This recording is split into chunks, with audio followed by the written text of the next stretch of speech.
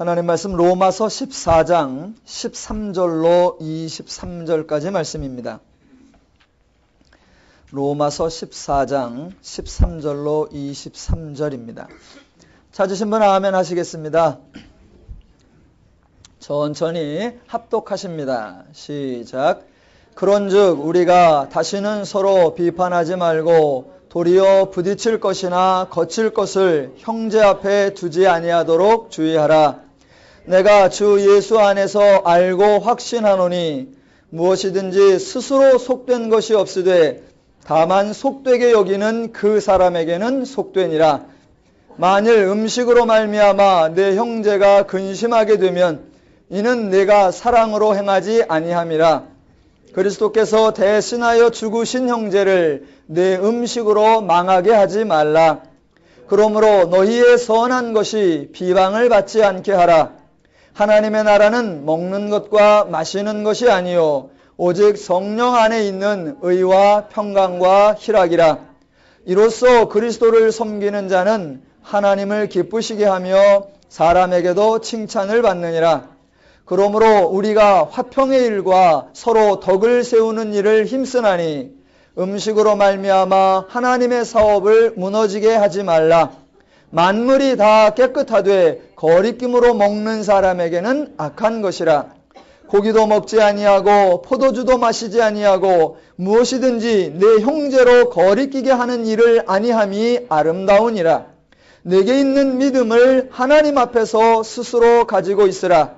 자기가 옳다 하는 바로 자기를 정죄하지 아니하는 자는 복이 있도다. 의심하고 먹는 자는 정죄되었나니 이는 믿음을 따라하지 아니하였기 때문이라. 믿음을 따라하지 아니하는 것은 다 죄니라. 아멘.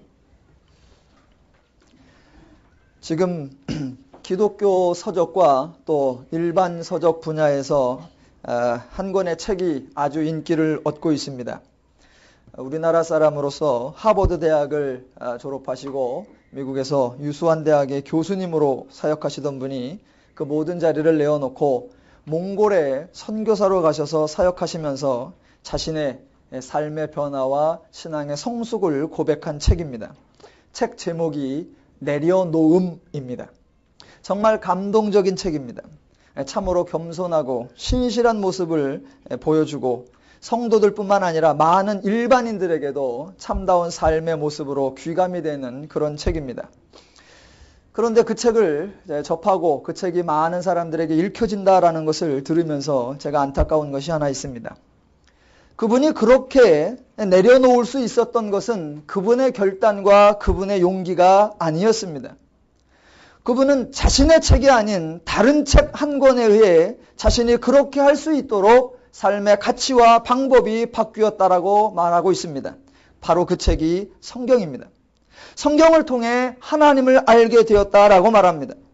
잘 나가고 있을 때 하나님이 부르셔서 좋은 자리 다 버리고 어쩔 수 없이 선교사로 나가 힘들고 어려운 삶을 살게 된 것이 아니라고 고백합니다. 남들은 다 잘 나간다고 자신을 부러워하는데 정작 자신의 인생은 기쁘고 즐겁지가 않았다고 합니다. 성경을 통해 인생을 바르게 사는 것, 인생을 행복하게 사는 것을 배웠고 그래서 지금 고생하고 있는 것이 아니라 행복을 누리고 있다라고 고백하고 있습니다. 성경을 통해 인간이 사는 법을 배웠다라고 말하고 있습니다. 그런데 사람들은 그 사람을 그렇게 만들어 놓은 그 사람이 소개하는 성경책을 읽지 않고 그 사람 책만 읽고 만다는 것입니다. 안타까운 일입니다. 2000년 전에도 당시 최고 학부를 졸업하고 최고 정치적 권력의 중심에 있던 사람이 그 모든 자리를 내어놓고 전도자의 삶을 산 사람이 있습니다. 그 사람도 책을 썼습니다. 여러분은 지금 그 사람의 책을 읽고 있습니다. 바로 바울이라는 사람이고 그 사람이 쓴 로마서라고 하는 서신입니다. 이 로마서에서 바울은 자신의 이야기이거나 자신이 행한 일을 말하고 있는 것이 아니라 자신을 변화시킨 하나님을 말하고 있습니다. 자신은 아무것도 행한 것이 없고 말할 것도 없다라고 쓰고 있습니다. 그 선교사님이 좋은 자리를 내어놓은 것 정말로 대단하신 일이고 참으로 남들은 행하기 힘든 일입니다. 그런데 그분이 그러한 자기의 자리를 내려놓았다고 해서 우리에게 해준 것은 아무것도 없습니다. 사람들은 자신이 감동을 받았다라는 것을 중요하게 여깁니다. 그러나 감동은 감동일 뿐입니다. 감동이 중요한 것이 아니라 구체적, 실제적 사실이 훨씬 더 중요합니다. 하나 예를 들어 보겠습니다. 남편과 아내가 있는데 밤에 아내가 아팠습니다. 저희 집 얘기가 아니고 일반적 예입니다. 밤새 끙끙 앓았습니다. 남편이 그 다음날 아침에 일어나서 출근하려고 하는데 밤새 앓았던 아내가 같이 일어나려고 합니다. 왜 일어나려고 그러느냐? 누워있어라 라고 했더니 출근하는데 아침밥 해줘야 되지 않느냐 라고 한단 말입니다. 그 말을 들은 남편이 감동을 먹습니다. 아내가 이 정도 나를 사랑하는구나. 자신의 아픈 몸을 돌보지 않고 나를 위해 밥을 차려주려고 하는구나. 감동을 듬뿍 먹었습니다. 그래서 하는 말, 괜찮아. 나는 안 먹어도 배불러. 먹은 거나 마찬가지야. 그렇게 감동을 듬뿍 먹고 출근을 합니다. 그렇다고 배가 안 고프나요? 감동은 감동일 뿐 배는 여전히 고픕니다. 그런데 정반대의 어떤 아내가 있습니다. 아프지도 않는데 아침에 일어나지도 않는 아내도 있습니다. 밥 안 주냐고 물었더니 밥상 차려놨다고 그럽니다. 가보니까 식탁 위에 콘프레이크하고 우유 한 그릇이 놓여 있습니다. 여전히 침대에 누워 있으면서 크게 소리를 지릅니다. 먹고 가! 안 먹고 가면 죽어! 그럽니다. 감동 하나도 안 됩니다. 그래도 안 먹고 가면 죽을까봐 한 그릇 먹고 갑니다. 감동은 없는데 배는 부릅니다. 감동이 중요한 게 아니라 구체적, 실제적 사실이 중요합니다. 오늘날 교회들이 여러 가지 행사를 통해 성도에게 감동을 주려고 애를 씁니다. 행사를 기획하고 행사를 준비하고 행사를 진행하면서 시간을 사용하고 물질을 사용하고 여러 가지들을 동원하지만 그래서 감동은 주지만 정작 성도에게 하나님 행하신 일, 진리를 알려주지 않습니다. 교회는 감동을 주려고 애쓰는 것이 아니라 성도에게 진리를 선포하고 하나님을 알려주어야 합니다. 누군가를 존경하는 것은 참으로 중요합니다. 그러나 내가 누구를 존경한다는 것과 그가 나를 위해 무엇을 해 주었느냐라는 것은 전혀 다른 이야기입니다. 저도 청년 때 존경하던 사람이 있었습니다. 도산 한창호 선생님을 참으로 존경했습니다. 그래서 제가 수원에 살 때 수원에 있는 시립 도서관에 가서 인덱스에 도산 한창호라고 하는 책 제목은 다 찾아서 다 읽었습니다. 그런데 그분은 저에게 아무것도 해주신 것이 없습니다. 정작 나를 위해 주신 분은 예수님이셨습니다.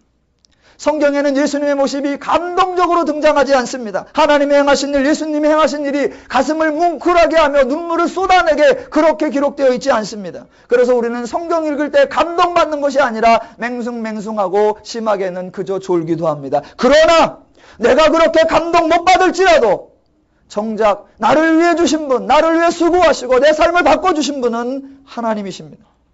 성경을 알아야 하는 이유가 바로 거기에 있습니다. 성경 말고도 다른 좋은 책들이 많이 있습니다. 그러나 그 책들에는 그 책의 주인공이나 그 책의 저자가 나를 위해 해준 것을 소개하는 내용이란 하나도 없습니다.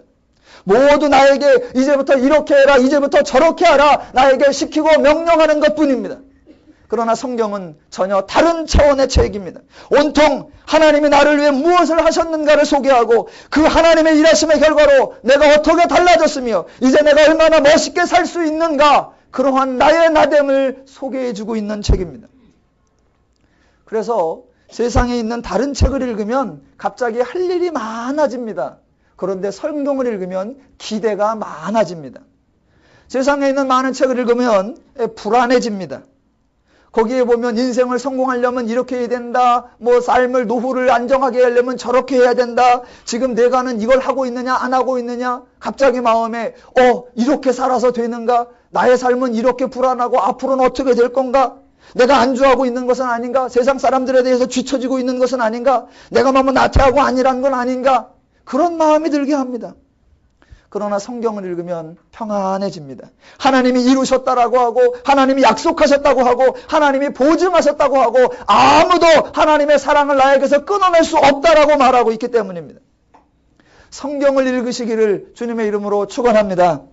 성경을 배우시기를 주님의 이름으로 축원합니다. 성경은 저와 여러분을 성도다라고 선언하고 성도다라고 보장해주고 있습니다. 저와 여러분은 성도입니다. 아무리 연약해도 성도고, 아무리 실수해도 성도고, 아무리 미련해도 성도고, 아무리 교회를 가끔 나와도 성도고, 아무리 성경을 몰라도 성도고, 아무리 기도를 안 해도 성도고, 도무지 자신이 성도 같아 보이지 않아도 성도입니다. 성경은 단 한 번도 성도의 존재를 부인하지 않으며 성도의 성도됨을 의심하지 않습니다. 성경에 곧다이로 믿어서 성도라고 말할 수 있겠어? 라고 하는 반문은 어디에도 없습니다. 왜냐하면 성도의 성도됨은 인간의 행위에 의하지 않고 하나님의 은혜로 되는 것이었고, 성도의 성도됨은 성도의 노력에 의해 지탱되는 것이 아니라 하나님의 도우심으로 구현되는 것이기 때문입니다. 로마서 1장부터 14장까지 읽어오는 동안 성경이 성도의 성도됨을 의심하는 구절을 한 구절도 찾을 수 없었습니다. 대신 여러 가지 권면과 여러 가지 요청이 있었습니다. 바울이 로마 성도들이 아마 그렇게 살고 있지 않으니 그렇게 살라라고 권면하는 것일 것입니다. 비록 그렇게 살지 않아도 바울도 로마에 있는 성도들에게 성도됨을 의심하지 않습니다. 다시 한번 성경의 관점에 입각하여 저와 여러분의 정체성을 확인해 드리겠습니다. 저와 여러분은 하나님의 성도입니다. 대부분의 성도들은 자신이 믿음이 없다라고 생각을 합니다. 그래서 성도들 모인 그룹에 가서 자, 믿음이 있으신 분 손 들어보세요 라고 하면 아무도 손을 들지 않습니다. 그것은 겸손한 것이 아니라 조금 미련한 것입니다.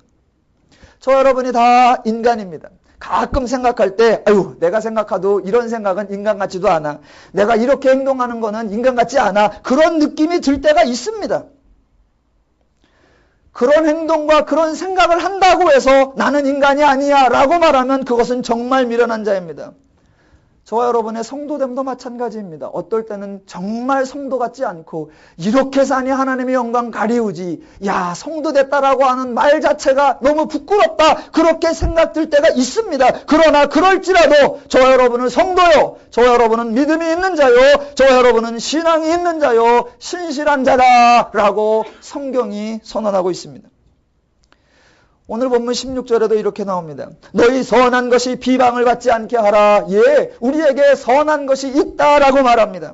22절에 보면 내게 있는 믿음을 하나님 앞에서 스스로 가지고 있으라 라고 말합니다. 즉 우리에게 믿음이 있다라고 말하고 있습니다. 한번 여쭤보겠습니다. 믿음이 있으신 분 아멘 하겠습니다. 예, 아멘을 하는 겁니다. 성경이 있다라고 하는데 왜 없다고 잡아띄어요? 성도는 하나님의 자녀요, 성도는 하나님의 기준, 하나님의 원리, 하나님의 가치, 하나님의 방법, 하나님의 능력을 소유한 자들입니다. 성경은 그 성도들에게 하는 말입니다. 그래서 성경의 말과 일반 교양서적에 나오는 말이 내용적으로 비슷한 것 같을지라도 그 실제적 차원은 전혀 다른 것입니다. 성도가 아닌 자들도 성경을 읽고 감동을 받을 수 있습니다. 그러나 그들은 성경의 삶을 살 수 없습니다.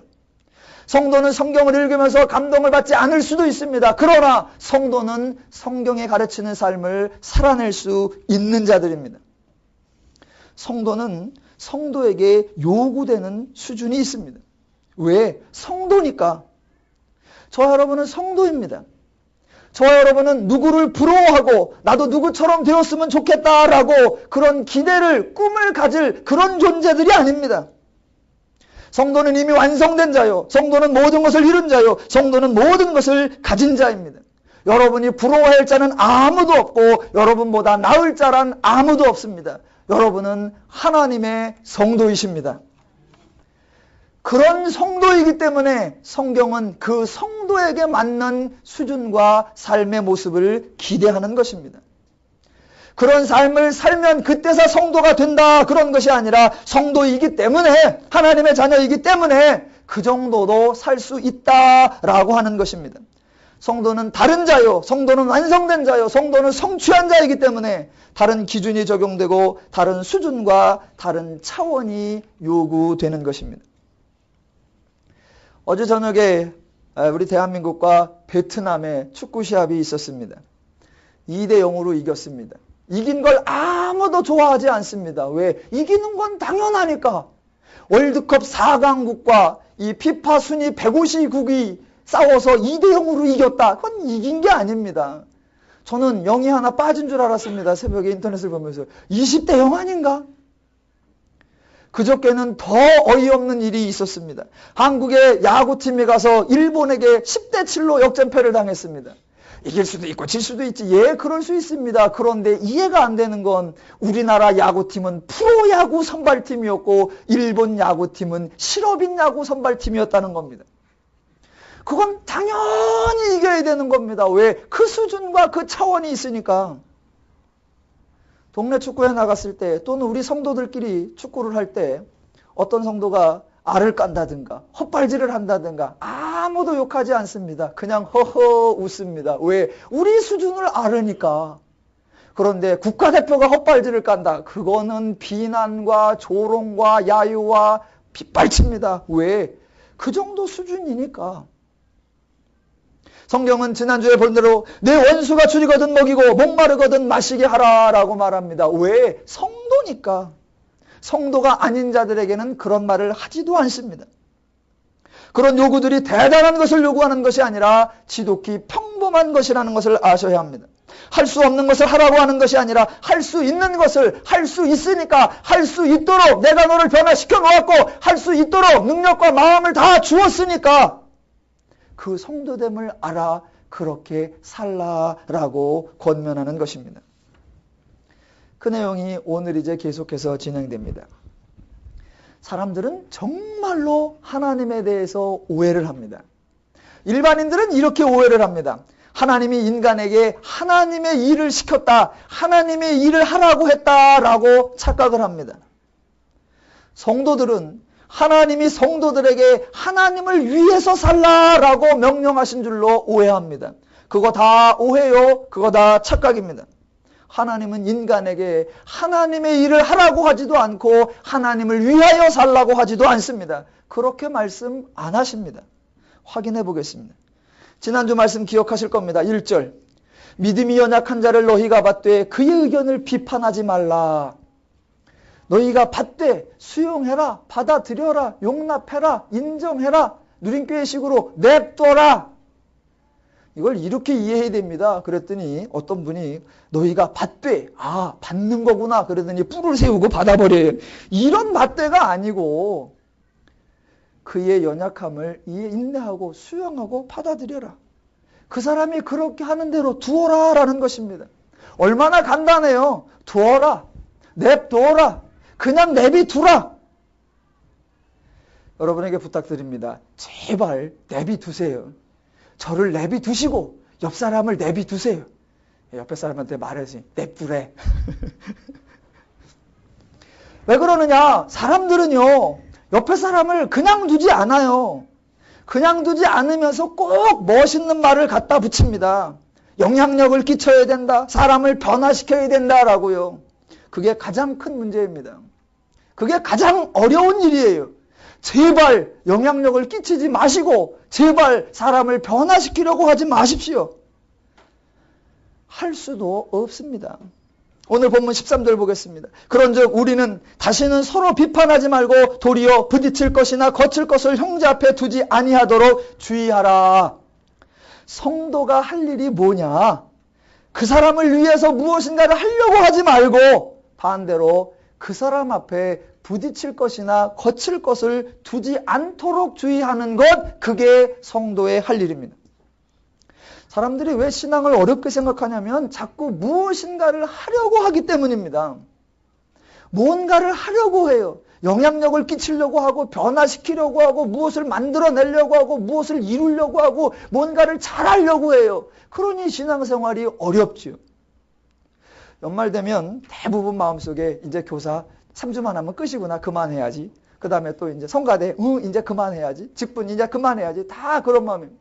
그래서 이제 연말 연시에 그런 세미나가 많습니다. 하던 분 계속하게, 안 하던 분 새로 하게. 이제 그렇게 합니다. 그런 세미나가 하면 꼭 교사를 하려고 하면 책임감이 있어야 된다. 성가대를 하려면 한 번도 빠지지 말아야 된다. 직분자가 되려고 하면 사랑의 마음이 있어야 된다. 그러니 하기가 힘들지요. 한 번도 빠지지 말라고 하니 어떻게 해? 책임감을 가지라니 내 아들도 못 기르는데 주일학교 애들 어떻게 다 맡아. 그러니 못하는 겁니다. 작년 봄에 제가 어느 교회 교사 세미나를 갔습니다. 교사 세미나 가서 제가 강조를 그렇게 했습니다. 교사를 어떻게 하는 거냐? 그냥 해라. 잘하려고 하지 마라. 제발 부탁인데 잘하려고 하지 말고 제발 부탁인데 열심히 하려고 하지 마라. 그냥 해라. 그냥 해라.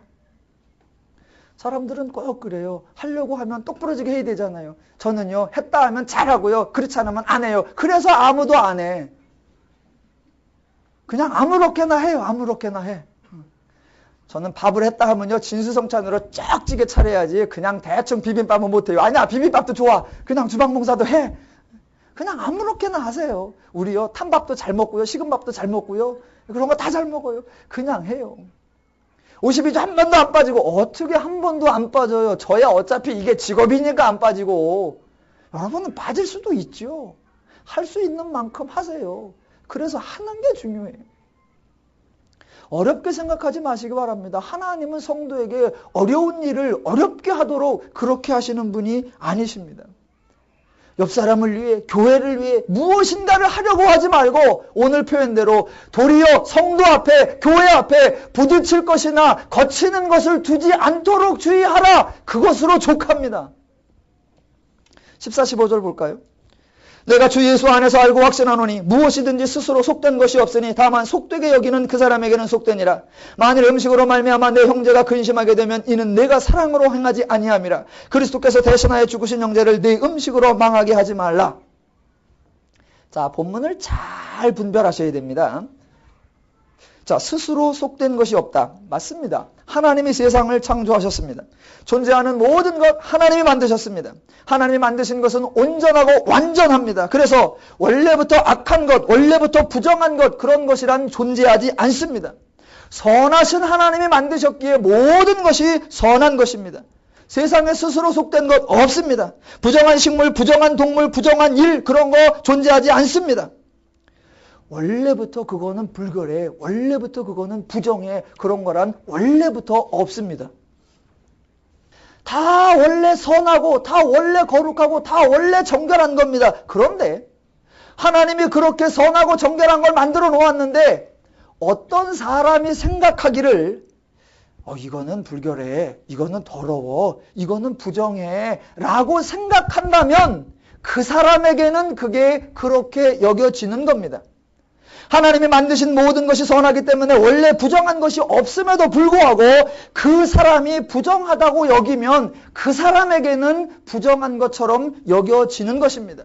물론 그 사람이 잘 모르는 것이요, 그 사람이 오해하고 착각하고 있는 것입니다.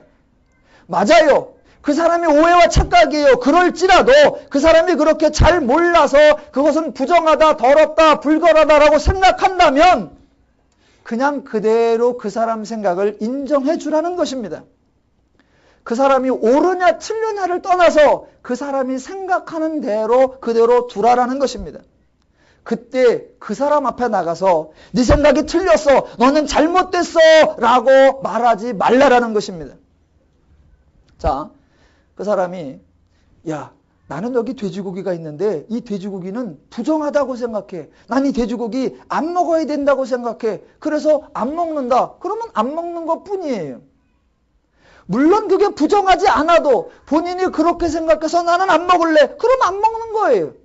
단순한 겁니다.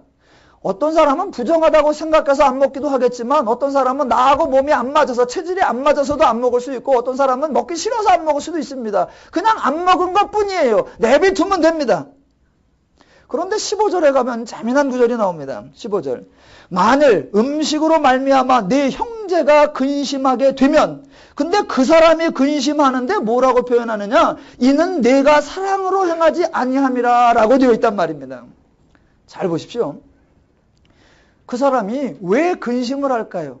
나는 돼지고기가, 예를 드는 겁니다. 난 돼지고기가 부정하다고 생각해. 그래서 안 먹어. 그래서 안 먹어. 그러면 그 사람은 마음이 편안합니다. 왜? 부정하다고 생각한 걸 안 먹은 거니까 정당하죠. 마음이 편안해요. 그런데 그 사람이 근심이 됐단 말입니다. 왜?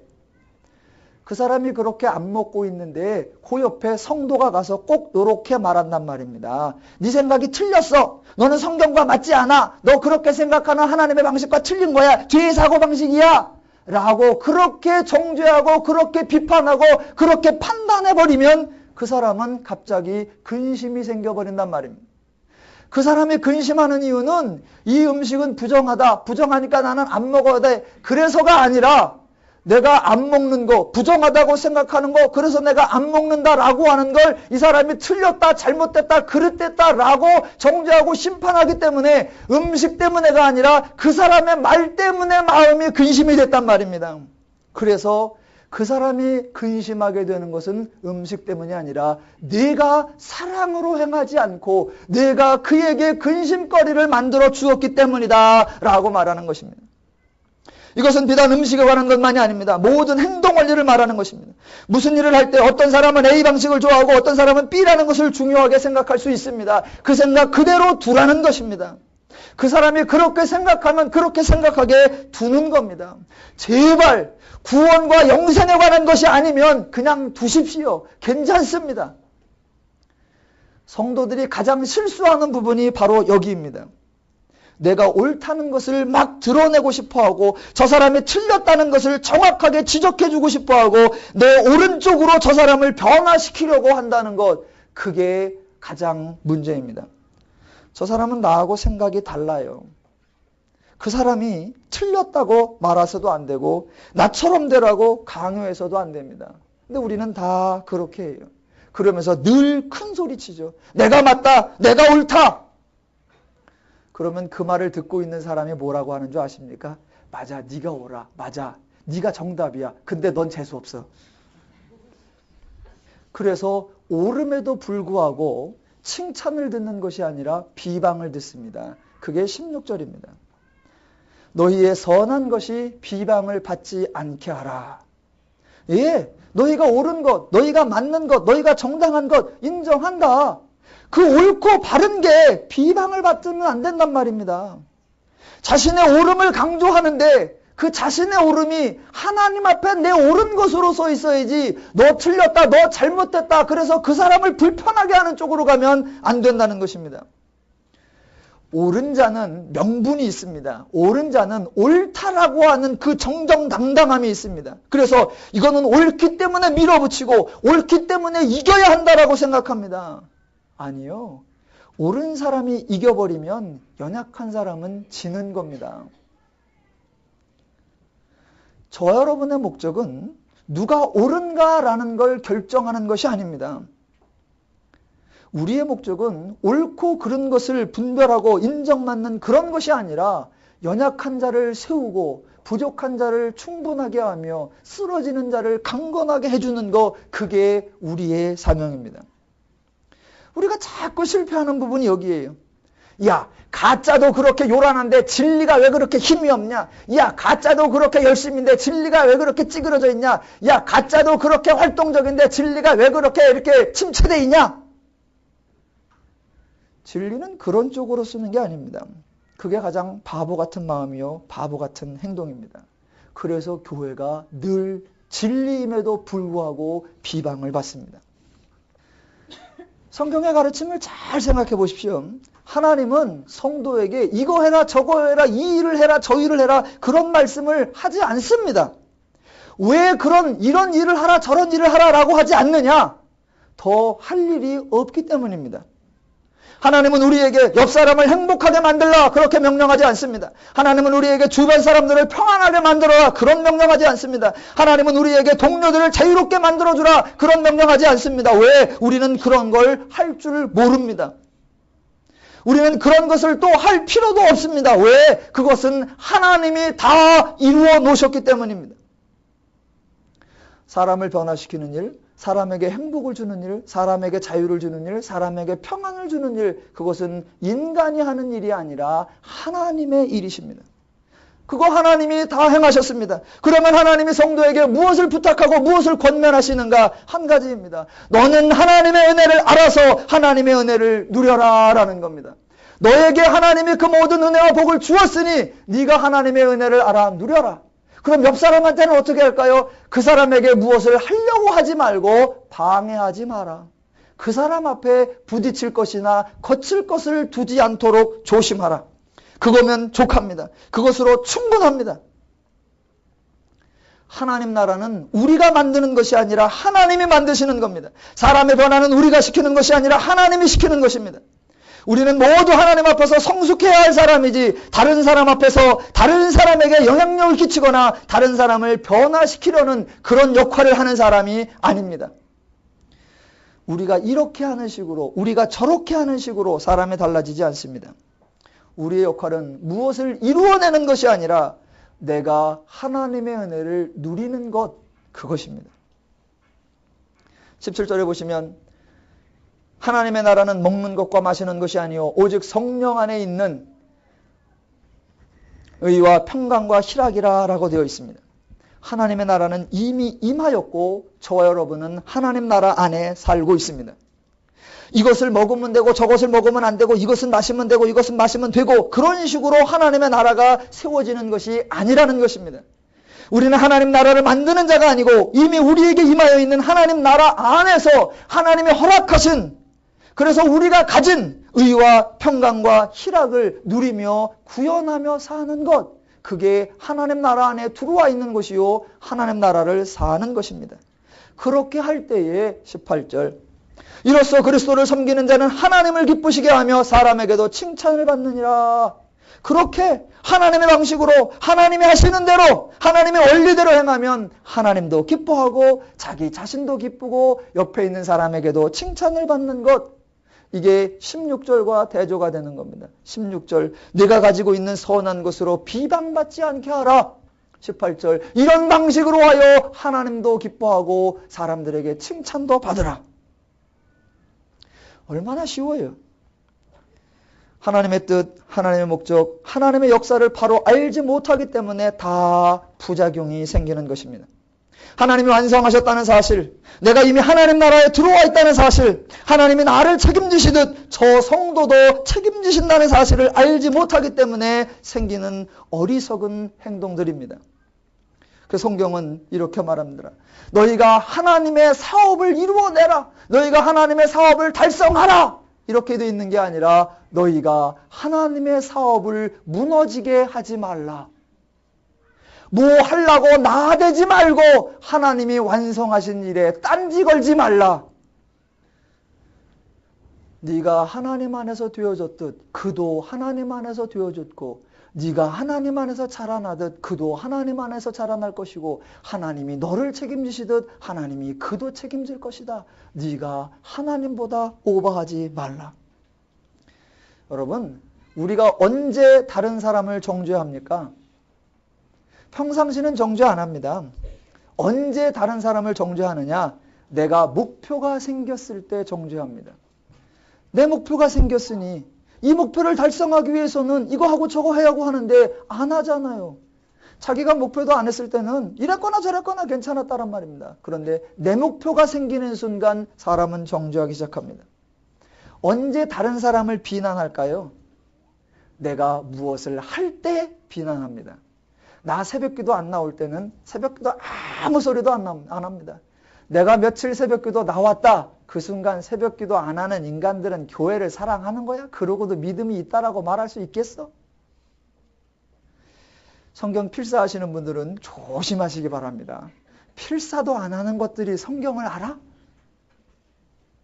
그냥 나나 써. 나나 쓰며 나나 이해하며 나나 은혜 받아.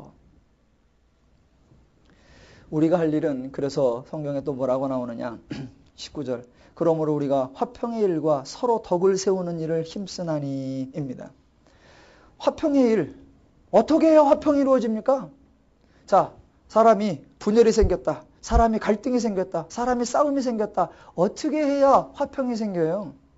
세상은 그렇게 말합니다. 이겨야 화평이 된다고. 그러나 교회는 져야 화평이 된다라고 말합니다.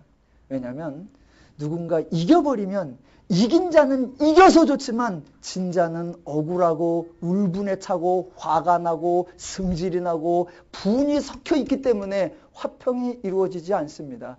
졌을 뿐 마음이 풀어지지 않습니다. 그런데 어떻게 화평이 되냐? 옳은 자, 맞는 자, 아는 자, 정답인 자, 그 사람이 져야 됩니다.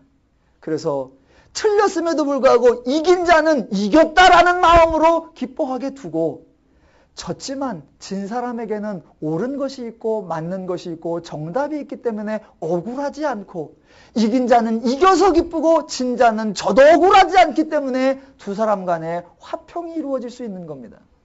이게 하나님의 방식입니다.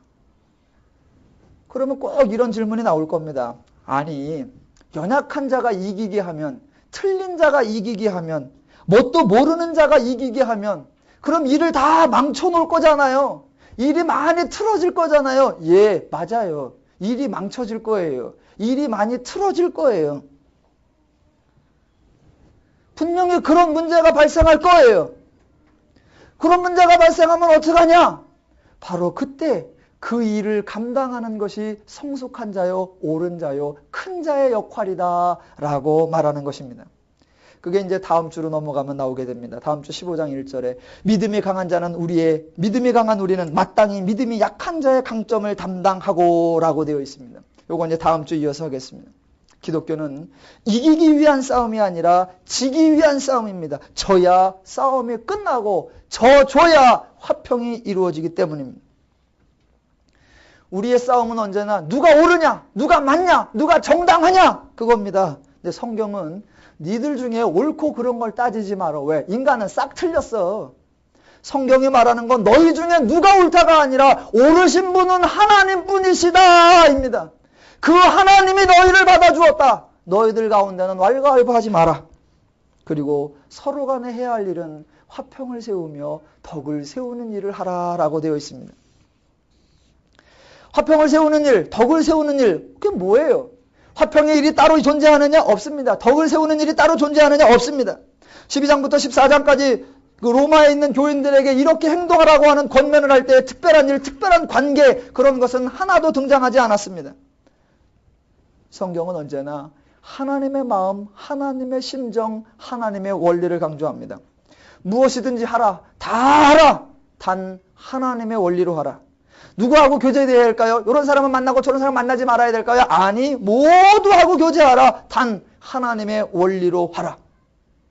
뭘 먹어야 되죠? 이것은 먹어도 되나요? 저것은 먹으면 안 되나요? 이것은 마셔도 되나요? 저건 마셔도 안 되나요? 아니, 뭐든지 먹고 뭐든지 마셔도 된다. 뭐든지 안 먹어도 되고 뭐든지 안 마셔도 된다. 단 하나님의 원리로 하라. 그럴 때 한 단계 더 나가야 됩니다. 하나님의 원리로 하라. 그러면 알았어. 나는 그게 하나님의 원리라고 생각해. 나는 그렇게 해야지. 성경은 성도는 그거보다 더 나가야 된다라는 거예요. 자, 너는 그런 기준이 있다. 너는 그런 지식이 있다. 그래서 너는 그렇게 한다. 좋다. 그렇게 해라.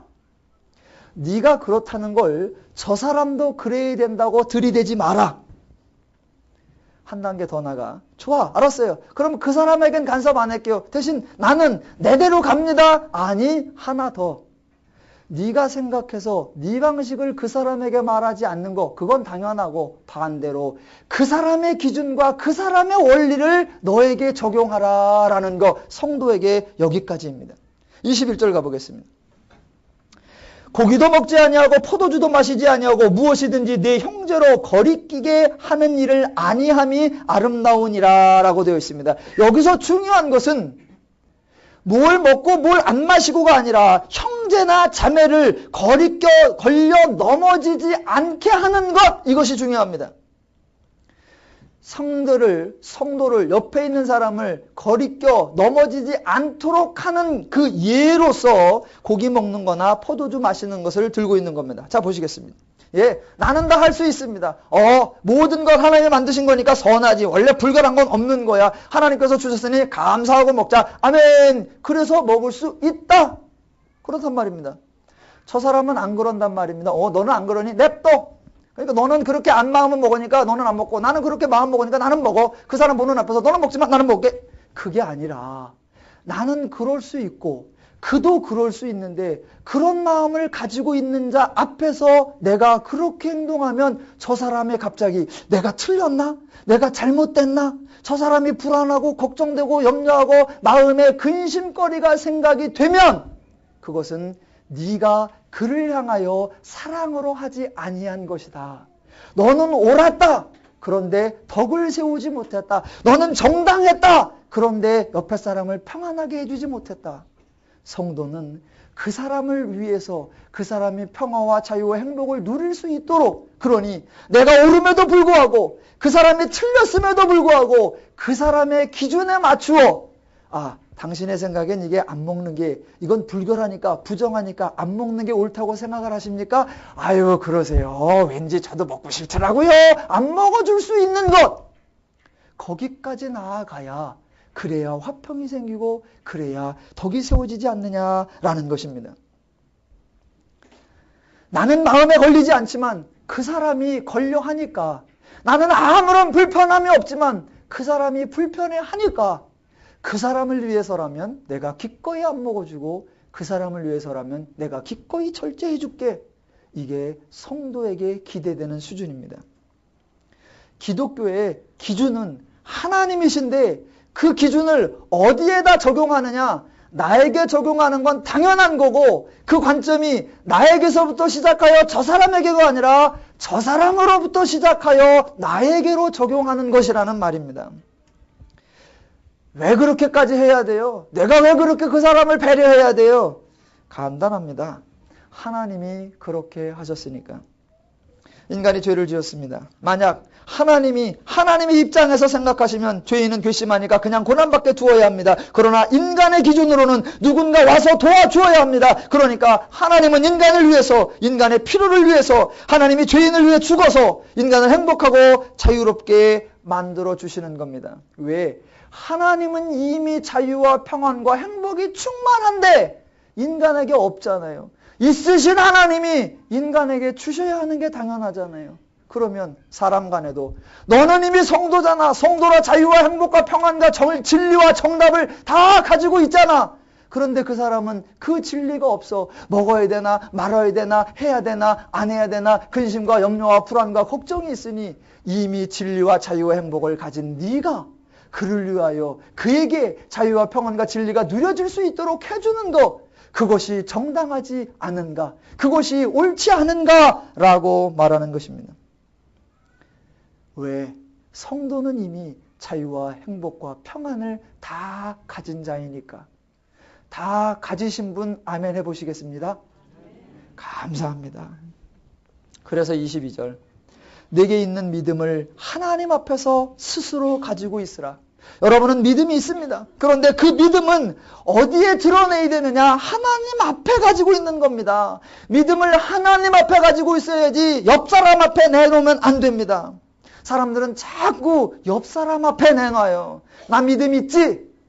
나 믿음 대단하지? 나 믿음 빵빵하지? 너는 내 믿음에 비하면 쪽도 안 되지? 아니요. 믿음은 하나님 앞에 가지고 있는 거예요. 왜 자꾸 다른 사람 앞에 내놔요? 다른 사람 앞에 내놓으니까 22절 후반부가 나오는 겁니다. 자기가 옳다 하는 바로 자기를 정죄하지 아니하는 자는 복이 있도다. 내 믿음이 있는데 내 믿음 있는 것으로 남 믿음 없다라고 다 까발려내고, 나 신앙 있는 것으로 남 수준 안 되는 거 다 정죄하고 비판하니까 그 사람들에 의하여 믿음이 있으면 뭐해? 신앙이 있으면 뭐해? 기도하면 뭐해? 말씀 보면 뭐해? 저 따위로 사는 걸. 저렇게 될 바야 나는 성경을 모른다. 저렇게 될 바야 난 기도 안 한다. 라고 도리어 비판과 심판과 정죄를 받으니, 믿음이 있음에도 불구하고 그렇게 비방받지 말고 내 있는 믿음으로 다른 사람에게 책잡히지 않는 것, 그것이 복이 있는 모습이다 라고 말합니다.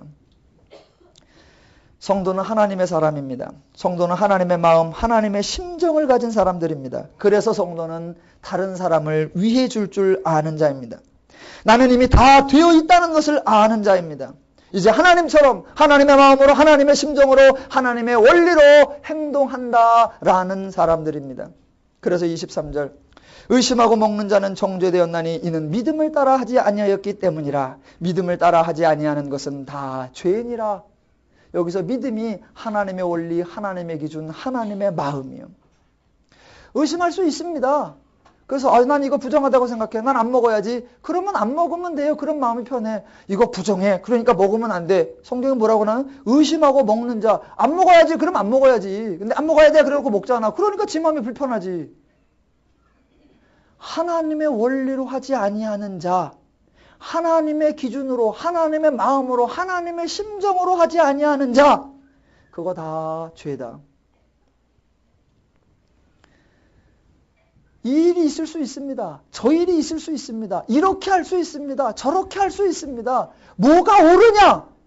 그건 그 사람들의 수준에 맞게 하는 겁니다. 그 사람들의 형편에 맞게 하는 거예요. 그 사람들의 처지에 맞게 하는 겁니다. 그 일이 목적이 아니에요. 그 일 때문에 다른 사람 앞에 거치는 것이나 부딪히는 것을 두는 것은 하나님의 사업을 무너지게 하는 것이다 라고 말합니다. 왜? 하나님은 그 사람을 구원하고 그 사람을 성숙시켜내고 그 사람을 하나님의 은혜를 누리며 살도록 하기 위하여 예수 그리스도가 대신하여 죽은 소중한 존재이기 때문입니다. 내비둬라. 수용해라. 받아주어라.